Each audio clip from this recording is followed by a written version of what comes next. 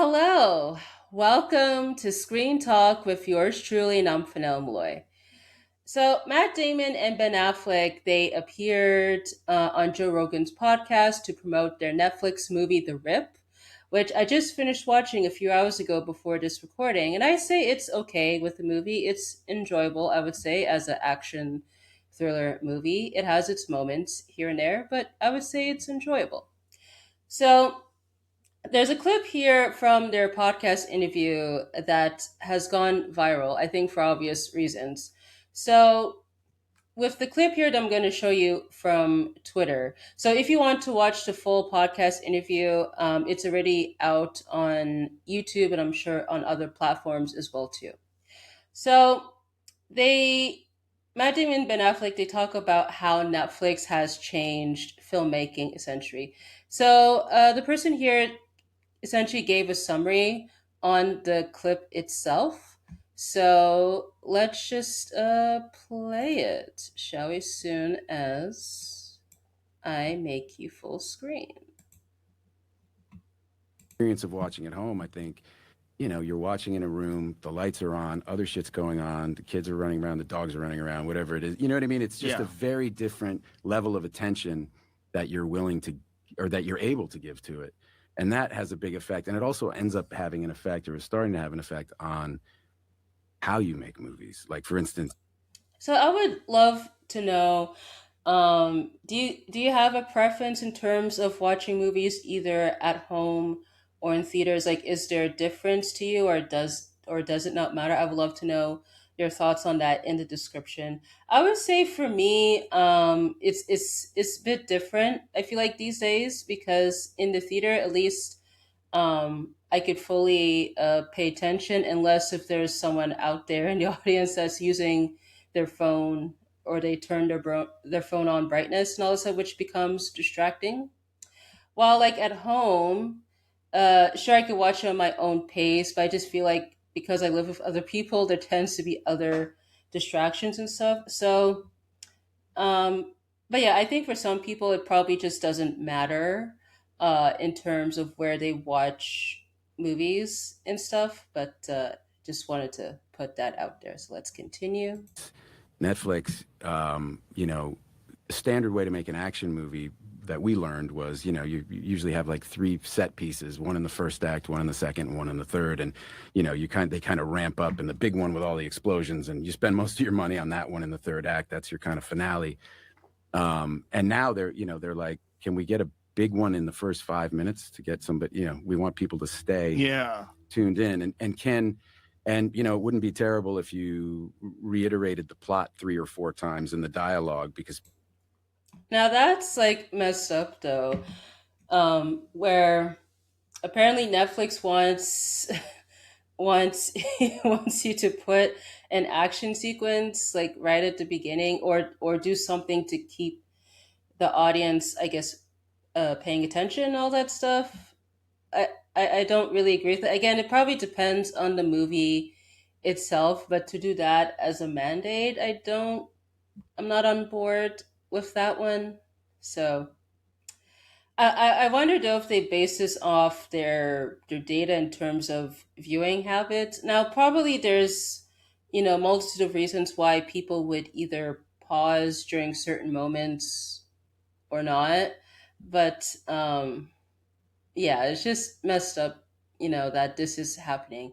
Now, I did do a video. I think it was like over a year ago where I talked about how Netflix is trying to cater to casual viewing or second screen viewing, essentially. So that video is already out if you want to check that out. But it seems like as time goes on, since I've last did that video, it seems to be becoming more apparent. So let's continue with this clip.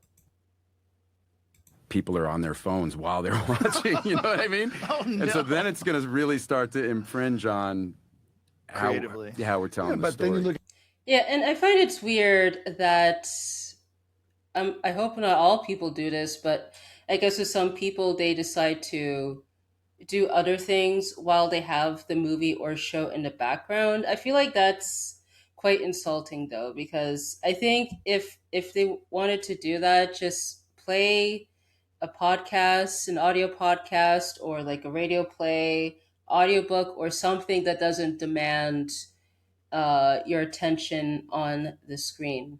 But yeah, this is terrible.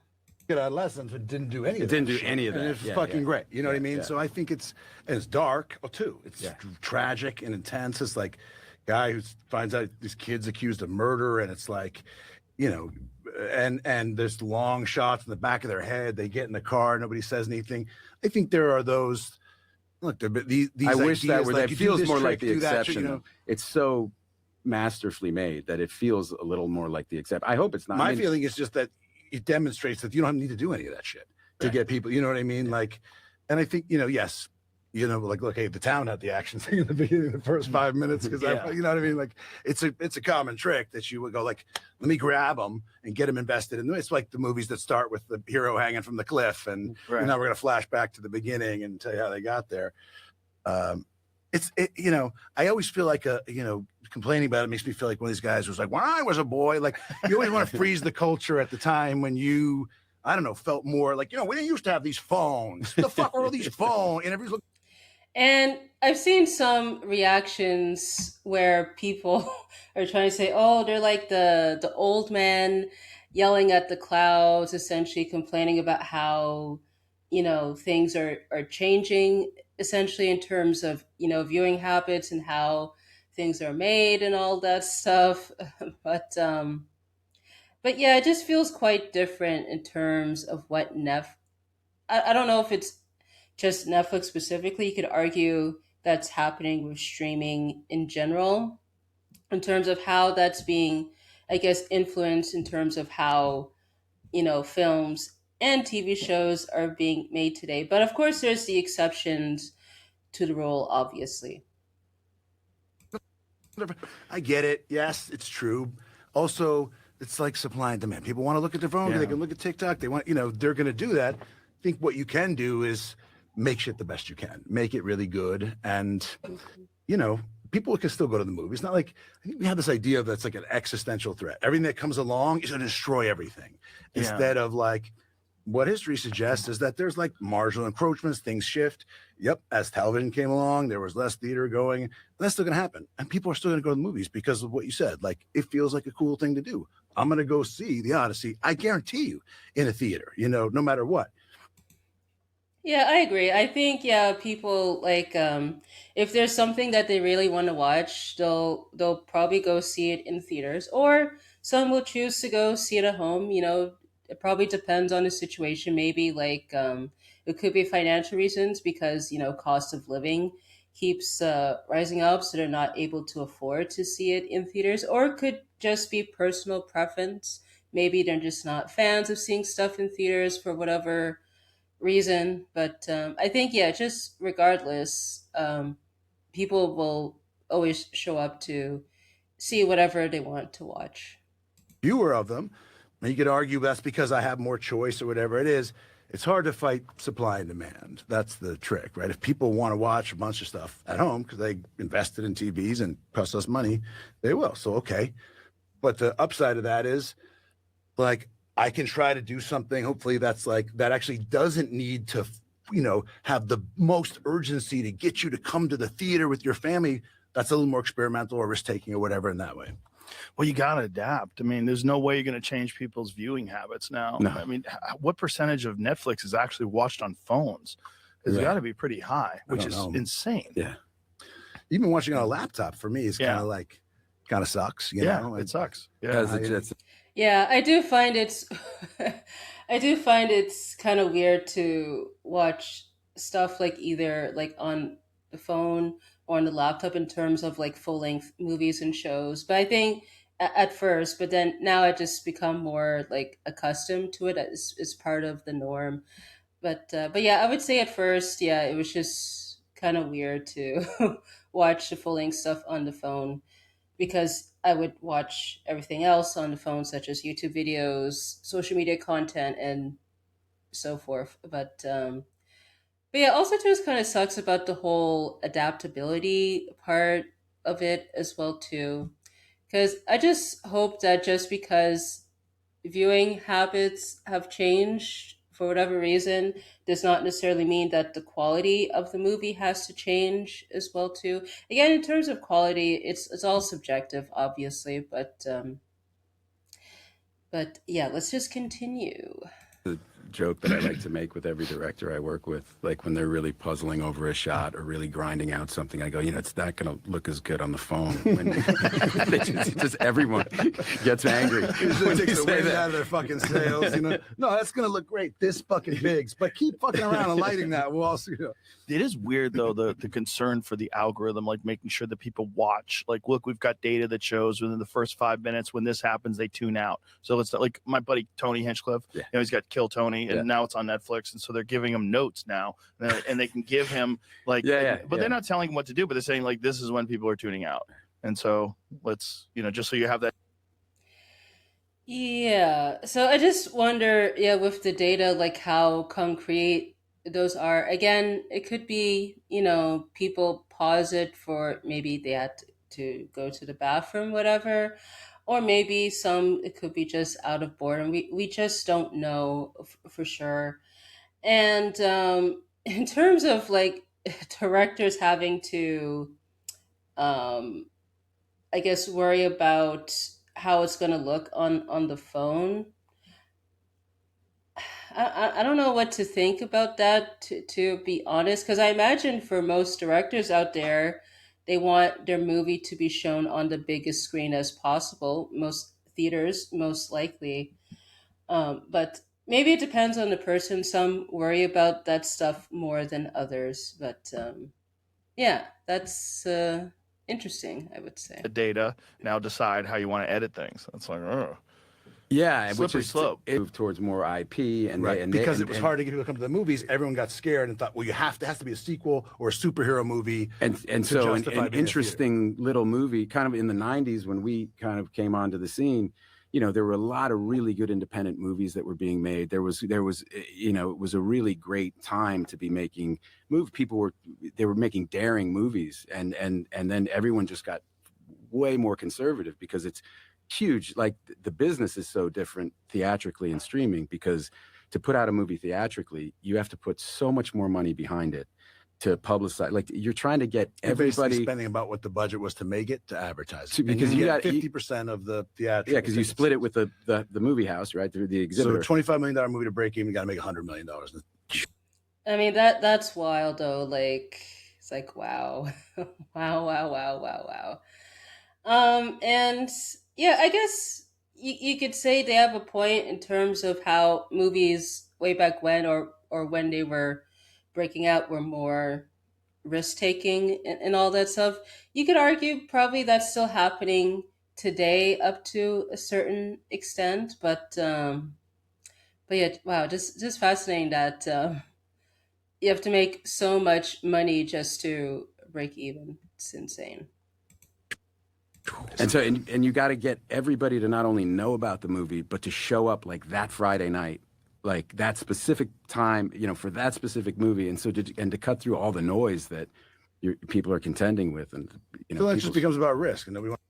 Yeah, and I feel like today with marketing feels very tough though because of everything being online essentially. Because it seems like unless if it becomes viral, it's very hard, as they say, to break out of the noise essentially. Because I keep seeing often, or let's say if a certain movie comes out and some people are like, "Oh, I never even heard of this movie. I haven't seen any trailers or anything like that."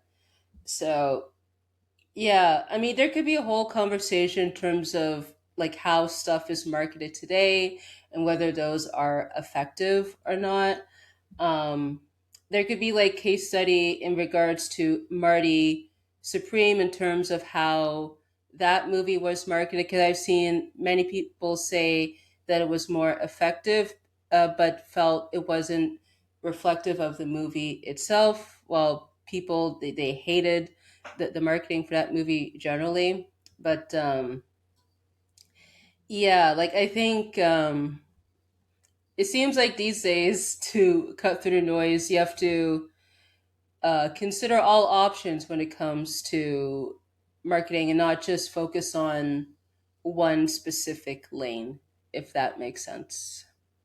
Wants to take the risk, so they don't want to make something new because it's such an investment and we're going to lose our fucking money. And the streamers have stepped into that. And like, no, you didn't have to necessarily have a star. You could try something more interesting, or it didn't have to be a superhero movie, whatever it was. And also, I think it's like, I felt like with streaming at first, if we're going with Netflix in particular, I felt like at first when they were, let's say, around, what was it, 2015 ish or so, I felt like, yeah, they took a lot of chances when it came to like independent movies, whether if they actually created themselves or if they acquired them either from film festivals and so forth. One of my favorite movies, The Incredible Jessica James. It's a Netflix movie with Jessica Williams. I really loved that movie. I did a podcast episode for that for my channel, Rediscovered Movies, which is out there. But yeah, I really enjoyed that movie, and I believe that one was acquired off of Sundance. But yeah, like I think Netflix here and there may have some good gems. Many people would argue not so much these days, especially how if you compare the original movies to when they first started versus how they are currently.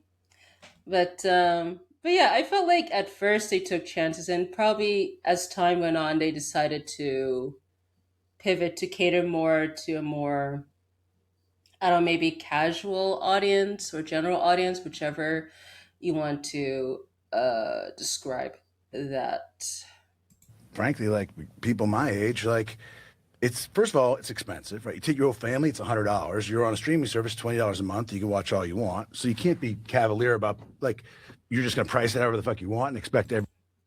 I mean, yeah, obviously with theaters are getting expensive, but I could argue also too with streaming becoming more expensive, especially if let's say you have multiple subscriptions and all that stuff. It's becoming more expensive now. I've seen some platforms are offering bundles where they partner with other streaming platforms where you could pay a certain fee just to get access to certain channels and all that stuff. I wonder if those stuff is more effective and all that stuff. But yeah, essentially streaming has become cable 2.0 essentially, but I find it's more expensive than cable itself. Everyone to like be indifferent to that. And then, also, the idea of like for me, there's a lot of stuff I make that decision. Like, do I want to see the Odyssey on a big screen? Fucking def. I went to the theater to just watch the trailer for that movie. And, did I at one battle after another I wanted to go see in the theater. But there's movies of people that I really like and respect where, yeah, and I got a good system and shit, but I'm like, look, I'll watch it and I might get tired or I want to pause it and take a piss or the kids, whatever it Yeah. is. That's conducive to my lifestyle, and so And most people's I even lifestyle. see few. I think Yeah. most Yeah. So there's that with this clip here. It's quite a solid clip of what they had to say. But I do want to point out that it's funny that they're talking about, Netflix, how and streaming, how that has changed the landscape essentially while promoting a Netflix movie. I find that that's hilarious there. So so yeah, with the quote here, the person mentioned essentially the talking points from the clip that I just showed you. Um, so yeah, mentions here, yeah, that with traditional action films, you have three set pieces. I guess this is average. Some may have more than others, just to put that out there. But then with streaming, has to hook viewers within 5 minutes. So the incentive is to put a major battle or action sequence much earlier. I don't really necessarily agree with that take, but again, it depends on the movie itself. Now, I do want to bring up that a few years ago I saw RRR, which is phenomenal Indian action movie. And with the director S.H. Rajamouli, I remember he has said in interviews at the time that with action scenes has to be about the emotion and all that stuff. So I really think that it should be about quality over quantity when it comes to action sequences, because if you just put, let's say, a bunch of different action sequences there without any substance, it's not going to work. At the end, they need to count. Even if, let's say, there's way less action sequences, those have to matter at the end, as opposed to just be there for window dressing, essentially. And yeah, mentions here that directors have less incentive to make a film look great because so many people watch stuff on laptops and phones. Um, yeah, I'm really curious if directors if they actually feel this way. As a director myself, um, I want like the film to look great regardless of the format at the end. But yeah, I'm really curious though if directors for the most part feel this way. If you're a filmmaker out there, I would love to know your comments on this. And then, yeah, streaming allows for more bets on risky projects since the theater economics are geared towards IP, sequels, and superheroes. I would say at the beginning, sure, I would have agreed with that, as I've mentioned earlier. But now I'm like, I'm not so sure about that. Maybe it depends, who's involved with these projects in regards to streaming. But I don't know, I've seen more in terms of streaming original stuff, more like generic stuff, or safe bets. Sure, you'll find some risky stuff here and there, but yeah, I'm not sure about that these days. And then this person here, yeah, mentions uh, they love how Matt Damon talks about the business sides of filmmaking, essentially, and mentions hot ones. I did talk about this, I think, in one of my early videos where I talked about the importance of physical media and all that stuff. Check that out; it's already out on the channel. But yeah, like it seems like this is not just happening for the film side, but we're also seeing this on the TV side as well too. So the person highlights here a clip from the Lindsay Lohan movie Irish Wish, which was on Netflix. How there's a lot of the quote unquote second screen viewing, where terms of Netflix, where they would overtly explain what is happening, even though like the audience is fully aware of what is happening. So with this to show that they're trying to cater towards people that are not paying attention on screen and paying attention to something else, whether it's on their phone or they're doing something in the background. So let's just play this clip here. You don't get to say that to me. We barely know each other. We spent a day together. I admit it was a beautiful day, filled with dramatic vistas and romantic rain. But that doesn't give me the right to question my life choices. Tomorrow, I'm marrying Paul Kennedy. Fine, take the photos. Fine. That'll be the last you see of me, because after this job is over, I'm off to Berlin to photograph endangered trees. When do you leave? Sunday. So yeah, that's just an example of I guess a dialogue that has a lot of the second screen viewing terms of catering towards that. And I've seen some people say that with this latest season of Stranger Things has examples of that. I would say, and yeah, I would agree with that. Um, but yeah, that's hilarious. It's also concerning too, because I have seen some tweets from writers out there saying that yeah, that this is starting to become a norm, where they're requiring writers to write dialogue where it caters to people that are not fully paying attention to what's happening on screen, which is concerning. Like as a writer myself, yeah, that's quite concerning to hear too. So before I wrap up this video, I do want to share this clip that is featuring Jamila Jamil, who has done mostly TV work, such as The Good Place, for an example. She appeared on the Romesh Ran Gonathan show. I hope I'm pronouncing the name right. Apologies if I mispronounce it. So she appeared on his podcast, and this clip went viral at the time it came out. Essentially talks about how TV shows, as the caption says here, are being dumbed down. If you're aware of this, but there's something called second screen viewing, right? So it's a directive that's being handed out by big studios to filmmakers. Please, this sounds like what I'm really hoping it isn't. It is exactly what you probably think it is. This is something that stands up to... Which means that you have to acknowledge that people are on their phones the whole time they're watching telly. So you have to simplify the plot so that they'll be able to follow along while they're browsing on their phone. So that's why you'll notice now in random, like in TV shows, even with good actors, they're saying really obvious things about what's happening. They're laying out the entire plot line and all of their emotions and motivations. Like the language has become really bait and on the nose.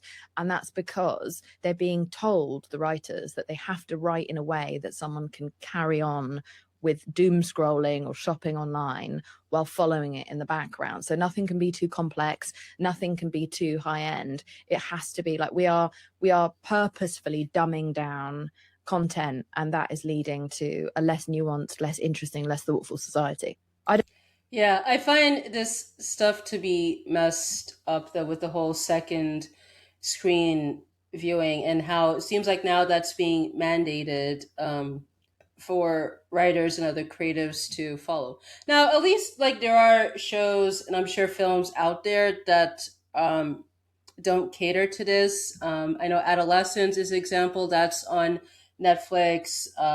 Pluribus is an example as well too. That's on Apple TV Plus. So there are still shows and films out there that are, nuanced, complex, and all that stuff. But yeah, just seeing this stuff is quite heartbreaking. Hopefully, this does not become the norm in terms of the casual viewing and second screen viewing. But I don't know. I mean, we'll just have to wait and see what happens in the long run. So that pretty much concludes this video in regards to Netflix and streaming in general changing the landscape in regards to films and TV shows. So I would love to know your comments on all of this stuff. Let me know in the comment section. If you're a creative person, whether you're a writer, producer, director, or so forth, love to know your comments on this, whether this is becoming a norm in regards to second screen viewing or not. Love to know all that stuff. So if you want to support me, you can visit buymeacoffee.com/Nomfanelo, where you could donate and look at exclusive posts there. Also, I do have a community tab here on YouTube. So if you subscribe to the channel, feel free to leave comments there as long as it's under community guidelines. And if you want to follow me on social media, my links are in the description. So I want to say thank you so much for tuning in, and I hope to catch you on the next one.